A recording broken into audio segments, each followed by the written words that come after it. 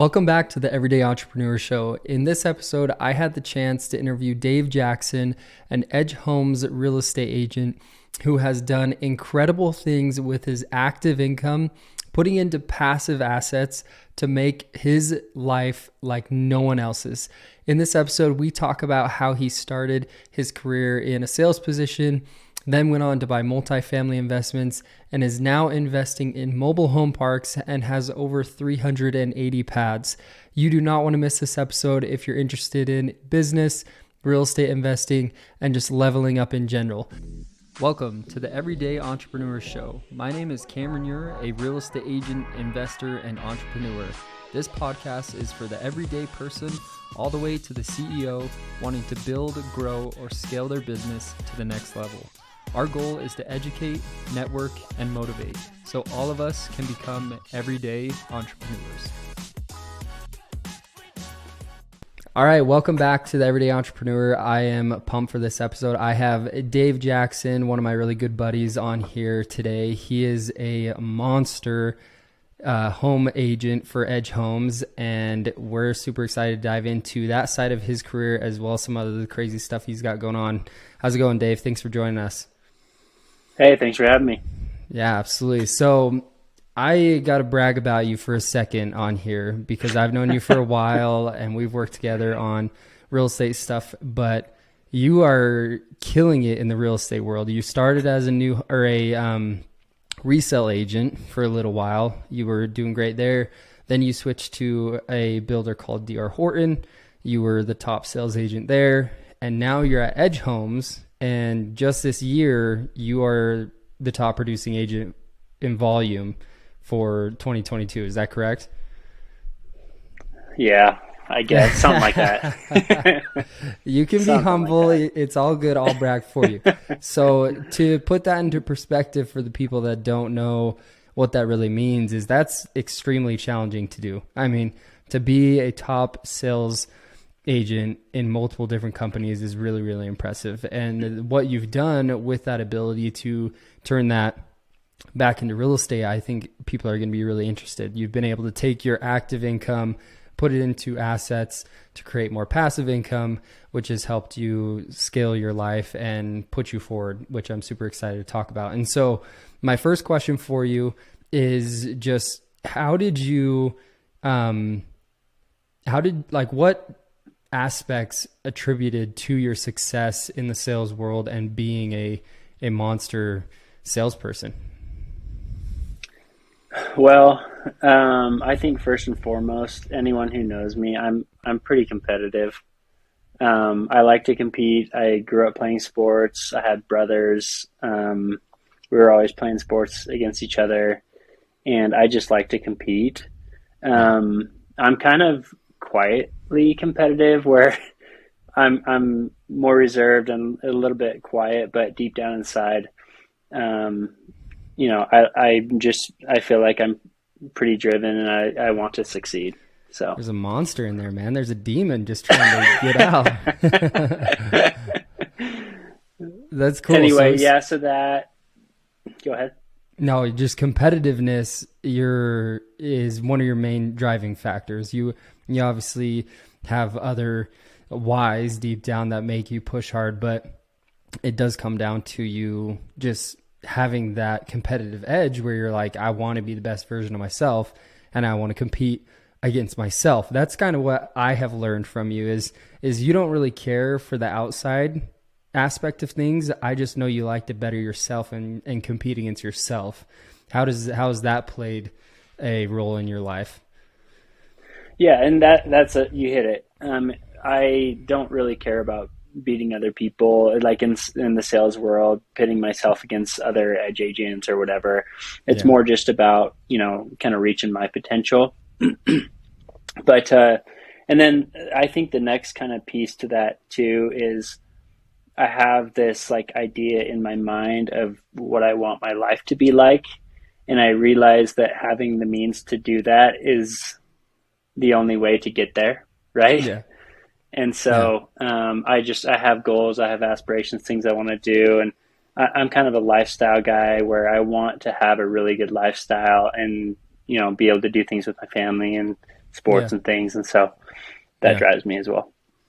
I think there's this stigma in the culture currently where sometimes people feel like, oh, if you're so focused on having a certain lifestyle, you're not living in the moment, or you're only focused on bigger and better. When in reality, I personally believe there's nothing wrong with that. If you have a vision of what you want to achieve and it involves crazy aspirations and goals, I think you're losing out on your full potential if you're taking that excuse of, oh, I'm not vain in that sense, I don't want those things. When in reality, it's like, why would you not? Like, that's what life is there to do, is to enjoy, have that freedom to spend time with your family. I'm not saying like, hey, yeah, I want to have some crazy lifestyle so I can drive a Lamborghini. I mean, that would be sweet. I mean, why not if you can? But it's more so, why not build a life that you want for your family, where you can have freedom to spend time with them, go places, do whatever you enjoy, and just be able to experience life to the fullest. And that's why I think me and you connect so well, is because that's a deep driving factor as well, where we are focused on getting to the point that we envision in our heads, and we aren't really going to stop until we get there, you know? And so I want to dive into that. You've done great in your career. What are you doing currently to reach that vision? What's kind of your goals and plans? So, my plan has always been to try to make as like the job is to acquire cash, and then you can use your cash to compound interest is the best thing in the world. So Yeah. my goal has been to get as much cash as I can, and then to put that cash somewhere that can compound over time. I'm 35 years old right now, and so hopefully, you know, in the next 10 years or 15 years or whatever, even like 5 years, I can get to a point where that cash is just growing and I can just kind of live off that. And that's where I go back to that like lifestyle, like when I can kind of decide, do I want to work or do I not want to work type thing. Yeah, totally. So So for those that are interested in investing and doing the same thing, making their active income work for them, how did you decide what places you were going to put your money to get to that point? So I looked at a few different things. I have a financial background. One is the stock market, you know, index funds. I do have some money in the index funds. And the stock market's great for a lot of people, and it's been great for me. And it's like super easy. Set it and forget it. You just put it in the S&P 500 and it grows over time. I Yeah. think the S&P, if you reinvest the dividends, is about 10.2% per year, which is awesome. The thing for me is in real estate, if you're considered a real estate professional, there's some really cool stuff you can do with your taxes. And so for me, I was looking at it, okay, I'm a real estate agent at Edge. I spend all this time in real estate, so I do have the real estate professional status. And so if I invest in real estate, the government incentivizes me to put my money back into real estate. Yeah. And so I just, you know, I've been able to strategize with my CPA and things like that and find ways to be really efficient on the tax side. And I mean, taxes are by far our biggest expense, right? I mean, Totally. 30, 40%, even 50% of your income you're paying to tax. And if you can minimize that or eliminate that, it can just get you way farther ahead. And so as I was looking at that, it made a lot more sense for me to invest in real estate than it did the stock market, just because of the tax incentives. Yeah. Okay. So you taken the route of investing your money into real estate because of the tax advantages, which are incredible. I mean, we're talking about depreciation and doing 1031 exchanges, and obviously that's open to the public as well, not just real estate agents for the 1031. But there's tons of different strategies out there, which is super cool. And so for real estate, I mean, there's crazy different asset classes. I mean, there's single family homes, there's multifamily, there's mobile home parks, which is the one you chose to jump into primarily. I mean, I think you started with multifamily, then you went mobile home parks. Tell me kind of what your real estate investment journey has been like and where you're at right now. Yeah, for sure. And I guess like touching on that, we talked about all these different asset classes. That's what's fun about real estate. Like if I put my money in the stock market, it's like I said, it's just kind of set it and forget it. Real estate, I can use, creativity and wits to improve the value of the asset, which is Yeah. awesome because it's more like strategic. Yeah. And so I think that's a lot of fun with real estate as well. So yeah, I bought my first building was actually, this was December of 2020. I bought that, and I bought a 16-plex in Vernal, Utah. I And remember this. Yep. yeah, so I bought that, and honestly, I was just learning all this stuff about taxes. And that year, in like end of October, I realized I was like, man, I need to buy a lot of real estate this year. And so I got in contact with another friend of mine who's kind of been a mentor.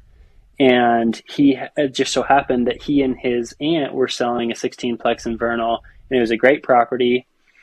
And they wouldn't let me do an inspection on it, and I'd never even had time to see it because it was just everything was happening so fast. But I needed to buy it, and I trusted him a lot. Yeah. He's a good friend of mine still. And so I ended up buying it sight unseen. I still have never, to this day, have never seen that building. That's But crazy. yeah, I bought it in December 2021. I owned that until January of this year. So about 14 months. Okay. Um, and I really wasn't planning on selling it. But a mutual friend of both of ours ended up contacting me, and he wanted to buy it. And it just so happened that I was actually, mobile home park became available. And so I was able to sell that and then 1031 into the mobile home park. Sweet. But going back to your question on like just different asset classes, the multifamily, that was a great property. It cash flowed. It was awesome. Honestly, like I had no complaints. The one thing with the multifamily was I would get calls multiple times a week from my property manager talking about, leaky toilets and this and that and the other. I actually had one of my tenants got mad that we were evicting her because she wasn't paying her rent. And she ended up on the doorstep. She put some clothes on the doorstep, doused it with gasoline, lit it on fire. And it was 4 fourplexes, and she lit her whole apartment complex, her whole fourplex on fire. No way. That's insane. Yes. Yeah, she lit it on fire, and it was, we're just finishing the renovation on that. Luckily, get good insurance, by the way. Yeah, Luckily, right. insurance paid for the whole thing, but it was like $220,000 in damage. Oh my gosh. That's insane. Yeah, so like multifamily, it was just like, I mean, obviously that's like really extreme, but there's one thing after another. Like every time she would call me, I just almost didn't even want to pick up the phone because I was like, oh man, here's going to be another thing. It's going to be another $300 out of my pocket. Yeah. Yep. And it just always felt like I was just bleeding money, if that makes sense. Totally. Although it did cash flow, but. So there's two aspects to this. One I want to hit on is for those listening to this that wanting to get into real estate investing.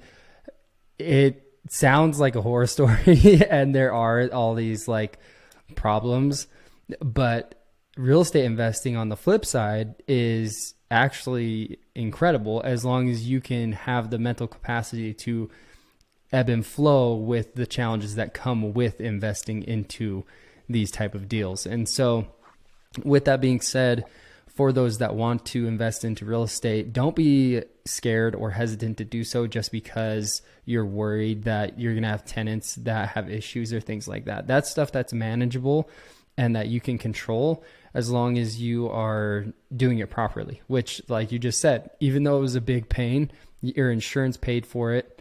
You can now place a better tenant and probably raise rent because of the renovations and things like that. So there's benefits to all of these things as long as you are savvy and kind of know what you're doing and have somebody holding your hand. And so from there, your 1031 into the mobile home park, what has that journey been like? Because now I know you're focused more on mobile homes. What have you liked more with the mobile homes comparatively to the multifamily stuff, and what your journey has looked like there? Yeah. So yeah, and I think you said that perfectly. Like, I think a lot of people, you hear that real estate's a passive investment, Mm-hmm. but it's the money is in the management of the Totally. asset. Yeah. So there's a lot, the high majority of real estate investors go into real estate investment thinking, oh, this is going to be a passive investment. I'm just going to get a $3,000 check every month in the mail, and it's going to be awesome. And Yeah. you have to manage it. And if Yeah. you realize that, and if you just understand that it is going to be some work, but it's awesome because you cash flow, Yeah. I think you'll be a lot happier. Like it's just all about expectations, right? Yeah. So anyway, yeah. So I 1031 that one into a mobile home park. It's an 86 pad mobile home park in Alabama. Okay. It's actually a development deal. So it's on 40 acres. We developed almost 20 acres with 86 pads. And then there's another like 25 acres that we're going to develop. So we're working on filling this up right now. We've already filled, I think last time I checked, we had like 43 pads. So we bought it in April. We've already filled 43 pads. We're actually exactly half full Cool. of the first 86. And then once we get the 86 full, we'll develop another 120 pads. Wow. That's crazy. So That's it'll be about 200 wild. pads. So what has the learning curve been like? Has it like, because you obviously, I'm sure, studied your guts out and tried to learn as much as you could before you jumped into this, but coming from a different investment, do you feel like you were drowning, or do you feel like it was just another thing where you just learn as you go? And what has it been like for you going into a different asset class like that? Yeah, so we looked at a few different asset classes. So it's myself, my brother, and my brother's brother-in-law. There's three of us that we have like this kind of investment group. Okay. We started buying these about a year and a half ago. We've purchased five so far. This one that I'm talking about in Alabama, this one I 1031'd into. So I actually own this one outright for the next little bit because I had to, because I 1031'd. Yeah. But in exchange for me doing financing this one, they're managing all of our other ones, and then we're just gonna eventually we're just gonna split everything 33, 33, 30, 33. Gotcha. So that's how we worked it, because I'm really busy at Edge, and Totally. so they're more working on the men, and they're awesome. Like, that's what I would say too. Like, if you're going to get into something with partners, make sure they're partners that are on the ball and just go getters and things like that. They're so good at managing these things, and so it makes it really nice because I have full faith in them. Cool. But we looked at like self storage. I actually really like self storage. It's really competitive right now, but I really like it. Industrial is really good. Industrial is nice because it's a triple net lease, and you can lease them out to these big, Fortune 500 companies, like the Amazons of the world, Yeah. and that's who your tenant is, and so that's really nice Sounds because like the a pretty default good rate's tenant. really low. Yeah, right. So if you're wanting to get into something that's like that is more passive, like industrial is awesome. Yeah. And just going back to like the passive versus active too, like, yeah, there are different asset classes that are easier to manage, and there's some that are more time consuming. So this family that is in the area where I grew up. I grew up in the river bottoms in Provo. There's this family that started buying these things back in the 80s, and they just own, like, as of like 5 years ago, they had over 16,000 pads. Holy And cow. they've just like grown it and grown it, and we've just kind of seen, I know some of their kids and things, we just kind of seen what they've done. And we also liked that, so they were a big influence. And then we also liked that it, like, not a ton of people, as of like 3 years ago, not a ton of people know about the asset class. Mm-hmm. And the people that do, it's just not very sexy. It's like mobile home parks. Yeah, it's like trailer trash type investment, but in reality, it pays. Yeah, there's a certain stigma to it, and so Yeah, people, it's just not like sexy to own them. yeah, And so we actually liked that.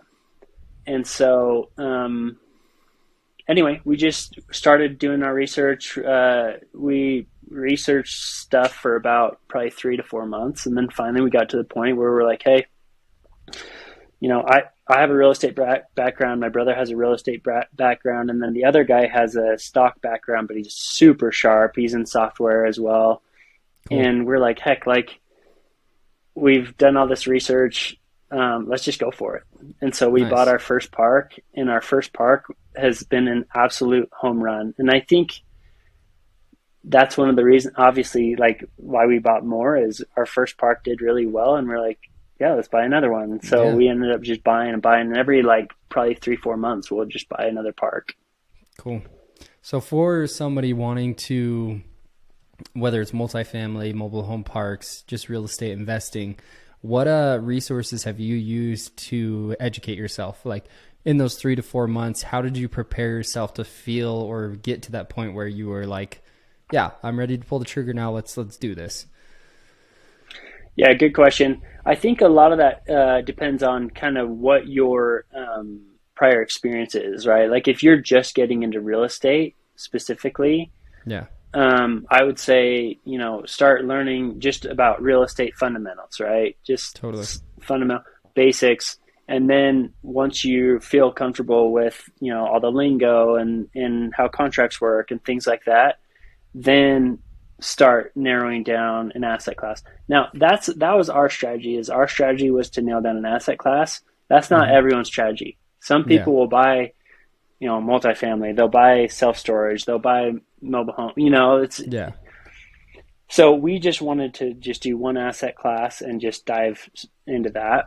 yeah, So, and that's the cool thing about real estate is there's so many different strategies and everyone kind of does it differently.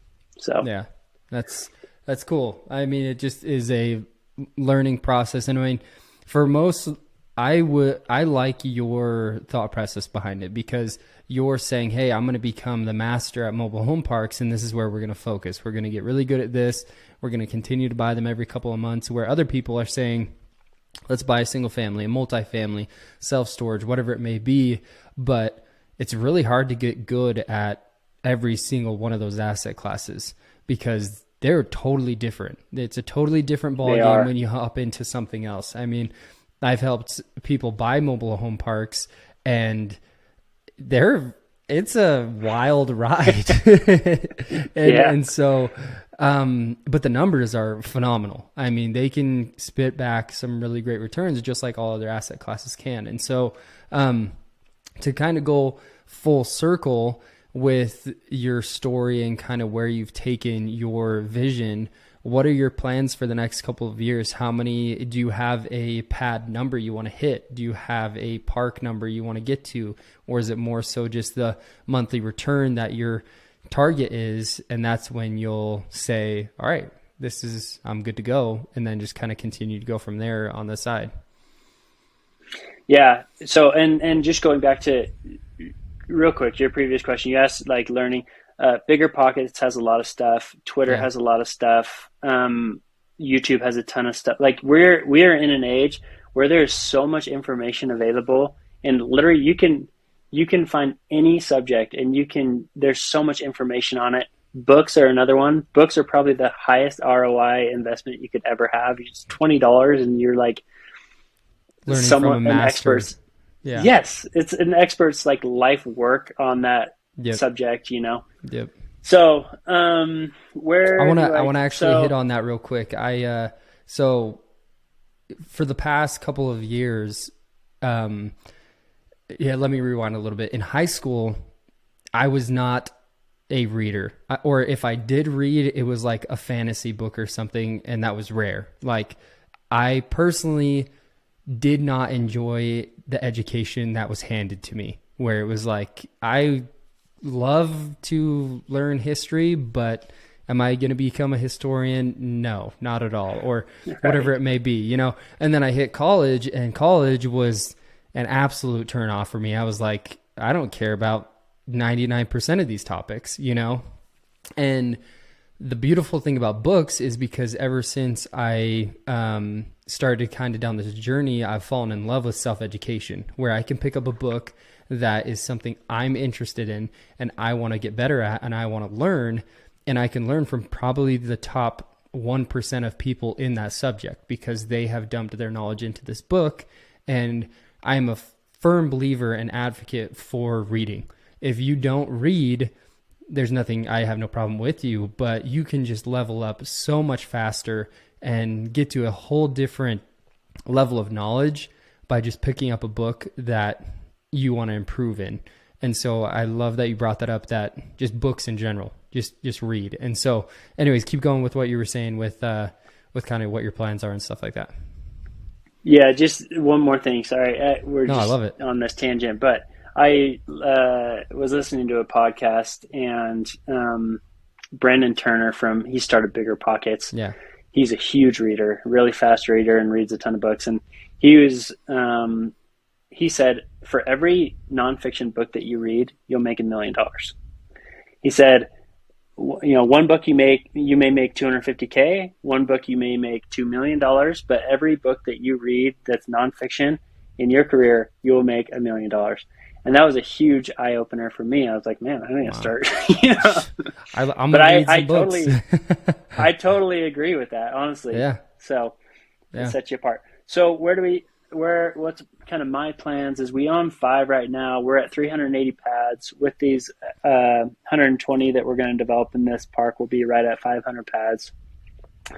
At 500 pads, we're going to start, because right now it's been manageable for all of us 3, where we've been able to work our jobs and then do this and kind of grow this portfolio. Yeah. And we are kind of to a point where the cash flow coming in is going to be able to pay for more parks, and we're not going to be able to have to put as much of our own money in. Cool. And we're at 500 pads, we're going to get a full-time manager. So the manager will manage all of our managers.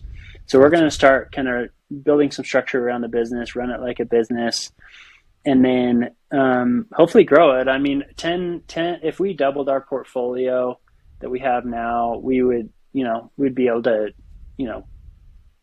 just kind of not have to work really ever. I mean, we would just work on these parks and grow this business. But, and then, who knows where it will take us. I mean, maybe we'll get to 20 or 30 parks. Yeah. So, but we'll always keep buying. Yeah. And that's the beautiful part is you're the type of guy where financially you could walk away, but we're never going to stop. I mean, I would go crazy if I was just supposed to sit there every day. Like we're always going to continue to do stuff. And so I wanted to hit on it real quick for those listening. It's a daunting task, or at least it sounds like it's a daunting task to have 380 pads of real estate or 20 doors of real estate or whatever it may be, and to get to that point. And so for those looking at getting into real estate that may be like, I don't have anywhere close to the amount of money I need to invest or get into something like this, what type of financing strategies have you used to creatively buy these parks using your other real estate? Or what tips do you have for somebody wanting to get into investing in real estate from just the logistical side of things? Yeah, so it's been interesting because as you buy more, you just learn more. I mean, we've learned so much in this past year and a half, and you learn how to buy them creatively, you learn how to manage them creatively, you learn how to save costs and all that. But we've done hard money. We have the hard money one. It's actually, this is interesting. They were offering the park for $1.5 million. Okay. And we knew that we were offering against another buyer. Mm-hmm. And we knew our numbers, and that $1.5 million was crazy low. So we actually ended up offering 1.76. So we offered $260,000 above asking price for this Wow. park. Okay. And I think people would be like, "Oh my gosh, like you way overpaid." But that park has been our best park. There you go. It's a 93 pad park, and that park just slays it. We have a 300 person waiting list on that park. Holy cow. And we just raised rents by $30 a month. It just kills it. And so, but going back to your question, on that park, we knew our numbers. We knew that we wanted it. We bid way higher than asking to get it. Yeah. But we also had to close by the end of the year because the sellers were actually getting a divorce. Oh, okay. And so they didn't want to have to file taxes the next year together. They wanted to get a divorce and not have to talk to each other ever again. Yeah. Okay. And so sometimes as a buyer, you just have to do things to make the seller happy and to get the seller what they want. And that's how they'll choose your offer. Yeah. And so we had, it was like, I think it was like a 35-day contract. And on a commercial property like this, that's really, really fast. And so we were like, you know what, let's just do hard money. And so we did hard money, 20% down. And we closed it quick, closed it by the end of the year. And then we ended up refining into a conventional loan. Gotcha. But we've done seller finance. We've done conventional, typically with like conventional financing. If you can get a local bank, you're going to get a lot more favorable terms than like a big national bank. That's what we've seen. Yeah. So we found like on 3 of our parks, we've gotten 15% down conventional on a commercial property just through a local bank. That's cool. It takes a lot of time, and like you'll talk to 10 different banks and they'll, tell you they can do it, but you always want to be sure you're talking to a bunch because when push comes to shove, a lot of them won't do it. And so, you kind of have to be talking to all of them at once. Mm-hmm. So that can get crazy, but cash definitely helps when you have all these people that say buy real estate with no or low money down. And, there are some ways that you can do that if you want to get really aggressive, but definitely cash helps with real estate. It makes it a lot easier. Totally. And it makes it a lot less expensive to get money, but there's ways that you can get real estate with low or no money down. At Edge Homes, we have a lot of people buying our townhomes, condos as investors. And those are a great investment for someone who's wanting to get in, just kind of like get their feet wet. Yeah. Because it's a brand new property and your maintenance is literally nothing for like the first 3 to 5 years. Yeah. And so, but the reason why it's cool, especially for realtors, is we're offering a 3% commission to the realtor. And then we're also offering a 3% seller credit. So that's 6% right there. Yep. So, strategies like that, or you can negotiate with the seller for better commission or seller credits or things like that to make it so you don't have to bring as much cash to the deal. Yeah. So I'm glad you brought that up because for the people interested in getting into real estate, obviously I'm a real estate agent, you're a real estate agent for Edge. There's some fantastic deals out there. And this is not even just for real estate investors. This is also people just wanting to buy a home. And so I want to talk about that for a second is if you're looking to purchase a home, I literally own an Edge home. They're awesome. I have owned more than one actually now. And I have loved your guys' product every single time I've owned one. And so tell me kind of where Edge is at with what you would recommend people buying as a primary residence right now or an investment, and kind of what you would recommend for people going into 2023 to kind of watch out for what Edge is doing. Yeah. We're kind of all along that west side of the valley, north Utah County, South Salt Lake County. Okay. So like Saratoga Springs, Eagle Mountain, Lehigh, Bluffdale, Harriman, all along there. Yeah. And yeah, I probably sell 30 to 40% of the homes that I sell to investors, and then the others to owner occupied. So it's kind of a mix. Yeah. We have some great incentives. There's that, Warren Buffett always says, be greedy when others are fearful and fearful when others are greedy. For sure. Back in January, February, when everyone was offering $50,000 to $80,000 above asking to get a home, that's when people were greedy. And Yep. that's when, according to Warren Buffett, that's when we should be a little bit fearful. But then, Yeah. as right now, people are a little bit fearful, and Yeah. it's more of a buyer's market right now, where we're doing seller credits and we're discounting pricing and things like that. And so now is a phenomenal time. In fact, you did that with us. I remember Yep. we were under contract, and then we were able to renegotiate the purchase price on your home, and you got a really good price. Yeah.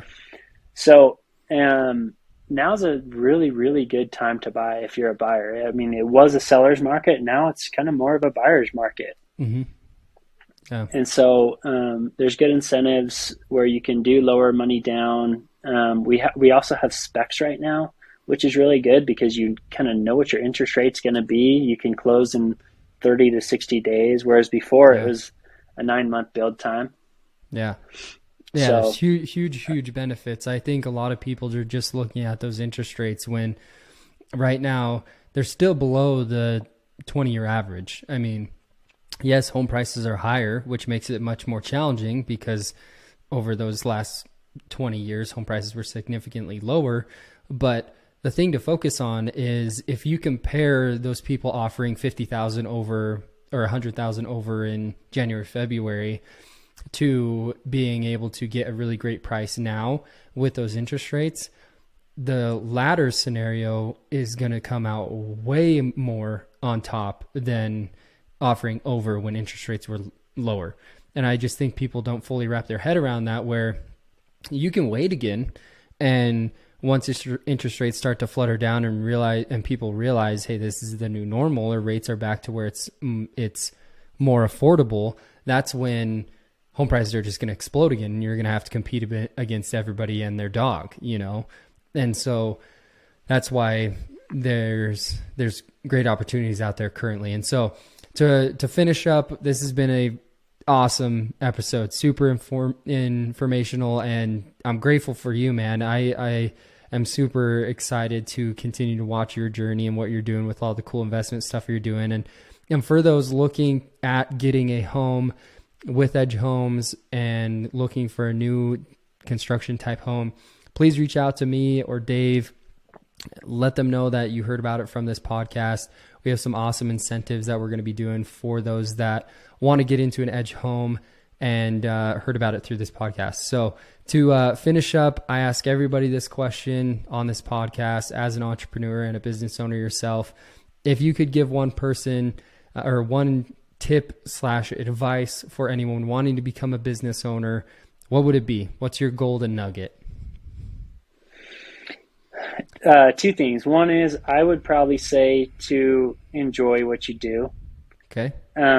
I'm really passionate about real estate. I love real estate. It's been really good to me. I just love it.